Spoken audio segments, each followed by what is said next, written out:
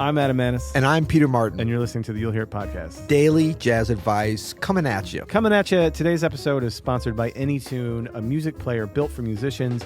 Music practice, perfected, learn, transcribe, practice. Anytune is a professional tool to help serious musicians learn to transcribe music by ear faster and easier. A serious app for serious musicians that helps bring more joy to the grind of becoming a great jazz musician. Absolutely. Anytune is loaded with features. You can use Anytune as your music player and occasionally slow down a couple of measures, or use it to create set lists containing custom arrangements with timed annotations and perform live with the aid of a remote control foot pedal. So remember last week when, first of all, I was super excited and the response so far has been great, which we're so excited because this will truly take your learning and all the things we talk about transcribing and it's our shedding perfect sponsor. Perfect sponsor. Yeah, exactly. But remember, we were talking about there's got all these features, but you can sort of slowly dig into them because just the ability to slow down and do it so elegantly and easily, that's more than worth its price just for that. There's other tools that can do it, but this is the easiest, most elegant way. Load your music right there. But it's not just that. It's the ability to set bookmarks and markers throughout the track. It's the ability to isolate the instruments or take an instrument out. It's really such a useful tool. Yeah, and because it's such a well-designed piece of software, technologically it's great, but a lot of people have figured out how to do this. But it's so well designed. Yeah. It gives you the ability to kind of go step by step and learn it as you go.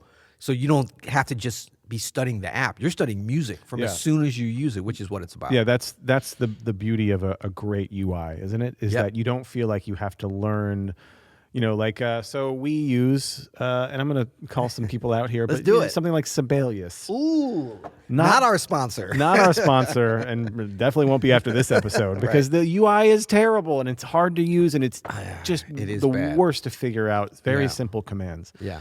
But Anytune is the exact opposite of that. It is, right? It is so intuitive and so great to use, and just makes your practice go better. There's no better way to say it. That it just makes practicing easier, more enjoyable, and more productive. Yeah, just from what I know already, and I still haven't gone through all the features, but just the things that I've used, I feel like it can easily optimize your practice 10 to 20% just in terms of time. It's that powerful. Totally agree. I totally agree. You know what I mean? Yeah. And I think that the deeper you go with it, the more custom it could even be more. So it's really exciting and revolutionary. And I remember back, 10, 15 years ago when people first were playing with technology like this, and I was like, oh, I wish we'd had this before. Yeah. But the interfaces were so clunky, I never really got that into them, Yeah. A couple of apps and programs. Anytune's way better. Yeah. Good. So now is kind of the time. Anytune.us/you'll hear it to find out more about it. That's right. All right, so what are we talking about today? Today we got the key station out, but I'm not even going near it, man. We're going to Kranich and Bach this one. Oh, we really? How's that? Oh, we're going old school. Yeah, I'm going to lean my mic over to the Kranich and Bach. We're probably going to pull a muscle as we turn in that direction. We're going to risk it. Coming in 2020, I don't know if you know about this new You'll Hear It studio. We need it. Yeah. We need it. It's time. And the Kranich and Bach might be donated to a junkyard. We'd have to pay someone to pick it up. It's so heavy. Andrew. Today we're talking about 4 ways to use pentatonic scales and how to practice them. And why are we talking about pentatonic? Well, why is this so topical? We've had a couple of different pentatonic moments, we'll say, in the past few weeks. So first we released our jazz piano technique course, Pentatonics. Yes. Volume 1. Very popular course. I don't know if you knew about this, but it really popped off. And it's really you and I practicing with our students. So you could practice with us. All these different ways to practice pentatonic scales. I believe we went through all keys too. Almost all keys. Almost all. That's right. We were only going to do 1 or 2, and then we pushed it. Yeah. And then it was kind of slippery slope, but we went pretty deep. I think we went further than most people are going to be able to go. Yeah, check that out. Andrew put a link to the JPT, the Jazz Piano Technique course. We have fingerings and a whole bunch of stuff. Anyway, but that was popular, and we got a lot of questions about that. And then you made a 2-minute jazz video. Right. Similar topic on pentatonics and how to use them. And so I thought we would kind of break down really 4 specific ways. Yeah, and actually let's link to that too, because that was kind of surprisingly controversial and popular, that YouTube video. We'll link to that below, 2-minute jazz. And that actually came directly out of a jazz piano method lesson that I did for our advanced students, on the weekly series. That was sort of the beginning of the deep dive. So, I think we've covered... Well, it's funny because people are looking at us as experts on pentatonic scales, but then others are questioning whether we even know what a pentatonic scale is, which made me a little self-conscious. That's great. The internet is fantastic. Yeah, exactly.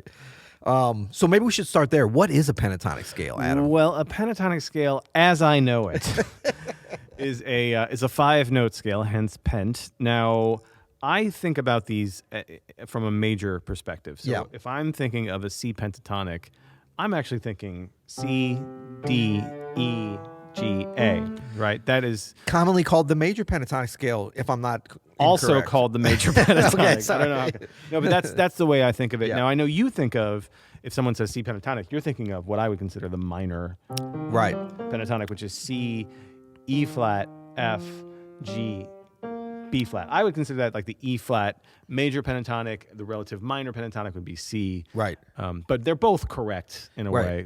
For this purposes, when I say C pentatonic on this episode, we'll talk about the minor pentatonic. How about that? Well, and I'll I think, defer to your nomenclature. well, no, it's not a big deal because like we've talked about this before. I'm usually thinking about, and I think you do this too. I've noticed when we say we think about it and then we start naming things, we're actually talking about how we're hearing it. Yeah, I think so. You know, and so the idea of like the difference between the so-called, don't sue us, major and minor pentatonic being a different shape. Obviously, the minor and major third, but also 6 as opposed to 7th, right? Yeah. Although this,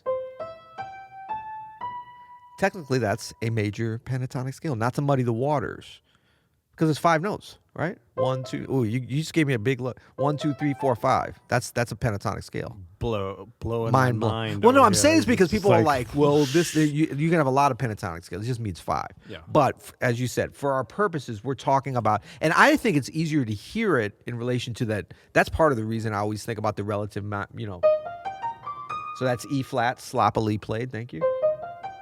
And that's the C minor because it's the relative major and minor. The shape stays the same. It's diatonically the same, right? Yeah. Okay. Yeah, it's the same notes. It's just where you start them. Right.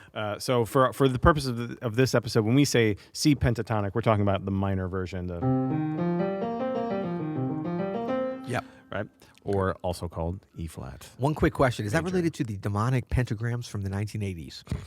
And in a way. It is, yeah. In a way, it is. Good. So pentatonics are used all the time in all different kinds of music. It's one of the most basic scales that there is across the globe, and it's no different in the way we might use it in jazz. And there are some common ways that you can apply a pentatonic scale over different chord changes, and that's what I really wanted to focus on today. So we've established that the C pentatonic is this sort of minor sound, right? You have the root, the minor third, the fourth, the fifth, and then the dominant 7, the flat 7. It's very also close to the blues scale, right? Yeah. There's just that chromatic step Yeah. between the 4th and the 5th, and that's the only difference as we know it. Right. So the first application of this is that C pentatonic over a C minor 7, like a Dorian sound, right? So that sound, go ahead and play that pentatonic.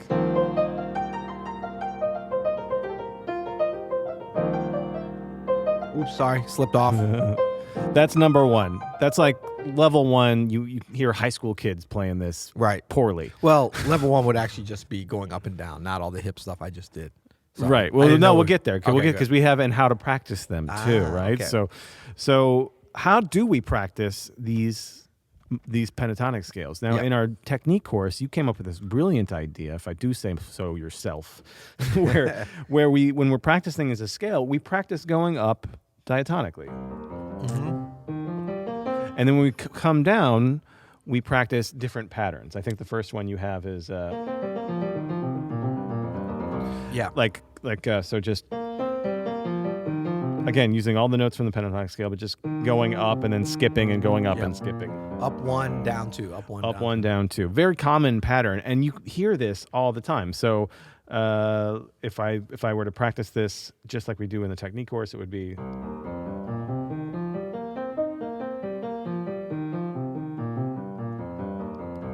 Right, that's one way you can practice, and we'll as we go over here, we'll introduce other ways to practice. But let's move on to number 2, related to number 1. Yes. So this is C pentatonic, C minor pentatonic, same scale, over an F7, an F dominant sound.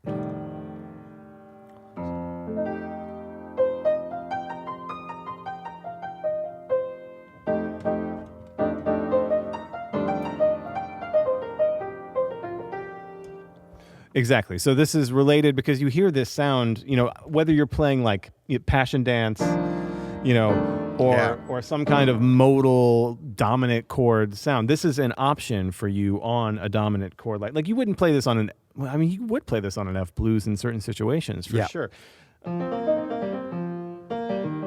Because it has that E flat triad. It's got that sus. Yeah. It has that sus7 sound. It's a great option for a dominant 7 chord, especially if the dominant 7 chord is like acting like a tonic. Right? Yes. If you're in a modal situation. Yeah. Like if you're doing a 2-5 in B flat, it doesn't sound terrible at all, but it doesn't lend the tension that you might want to the dominant chord. Well, and I think that, whenever we get in these situations and we're talking about how you practice them and then the actual usage, that should lead from one to the other. But as much as getting the fingerings and understanding the notes and getting them in different keys, of course, we're going to probably just talk about them in C, it looks like here today. But we're going to get into some other ones. So, but, the idea that, can you identify within that as you're practicing just that scale where the tension is and where you can release it, later on? Right. Because you're not going to just be running up and down it. We are for the demonstration. So it's kind of like the same thing like with the blues. Like what is the difference? It's one note. Okay, the theory of understanding that is relatively simple and should be understood, but more important is hearing that and like what does that do? How does that add tension? Because you're training your ear. Whenever we talk about ear training, sometimes I think people get lost and what they're really think it is theoretical training. Yeah. And that's just one part of it. When you're training your ear, you're trying to train your ear to identify patterns and hear what they are. Right, exactly. So that you can, in terms of for improvisation, and this is why ear training is so much more important, I think, for jazz than some other forms, because we have to be able to create that kind of, harmonic, translated to melodic vocabulary on the fly at any time. Yeah. And so when we talk about you'll hear it, this is not just a podcast title. This is a mantra for life, big guy. That's right. That's right. So even as you're doing things that seem like they're of a technical nature, you're really training your ears. So you want to listen for those tensions and stuff. And certainly when we're putting the C minor pentatonic over the F7, that biggest one is between that E flat triad. If you think about that B flat going to F, wanting to resolve down there. Yeah. So what's another way we could practice this pentatonic scale, the C minor over F? One way that we didn't talk about in the technique course, but I really like is skipping a note each time, like basically doing triads, skipping a note. Yes. It's like moving up in diatonic force, right? Because these shapes are super handy. Yes. And you're gonna get some fourths to triads, and you'll get some triads, you'll get some fourths. Yep. So understanding, like,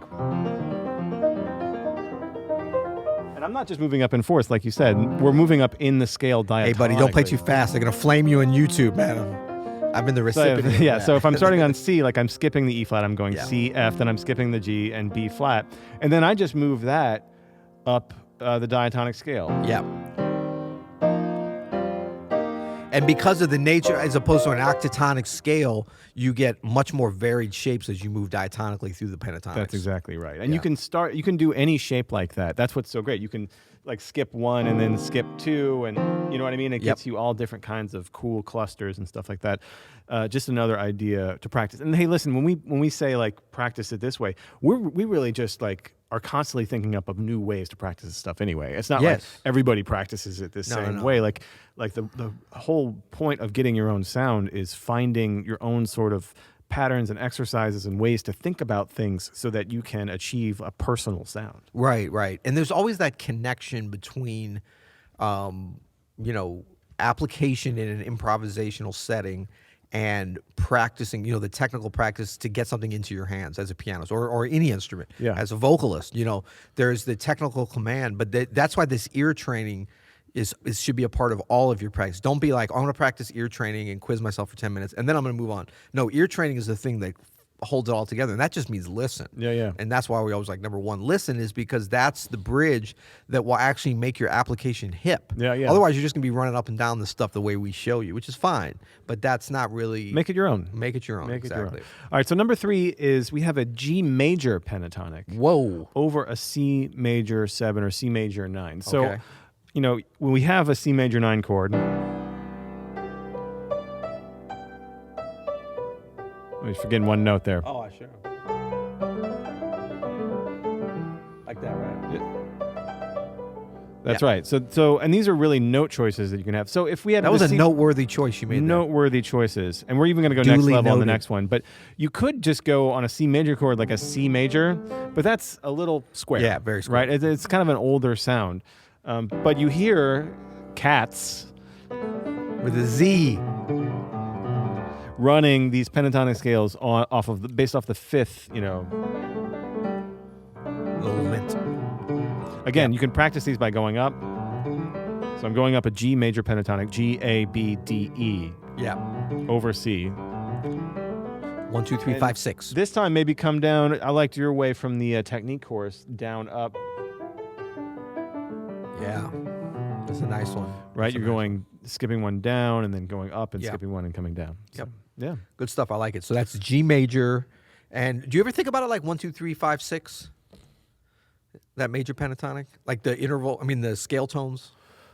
Yeah. Okay. Yeah, I do. Now that I've implanted that in your head, you will. Because I wouldn't think about it like 1, 2, 3, 4, 5. Right. I would think about it in relation to the major scale because Yep. that's just been what's drilled in me. Yeah, me too. And it always connects it with the ear when I start thinking about going into other keys, the shapes. Exactly. And then what it sounds like, Because to me, like this shape, that to me is like, oh, that's based off the sixth of G, right? That's a minor sound to me. You know Right. what I'm saying? Yep. And then it becomes relative. Okay, so our last one is related to what we just did, but this is to get an even more dissonant sound. It's really an airy sound. You might say that some composers might use this Lydian sound would if we were to they? borrow from as in every film composer ever? a friend of the podcast. But this is the D major pentatonic, again, over a C major 7 Right. with a sharp 11, because the D major pentatonic is D, E, F sharp, which is Yep. not in C, No. A, B. This is great for like a modern, especially like even if you wanted to do like a flat 5 sound, right? Yep. More of like that kind of thing. Very This nice. sounds great.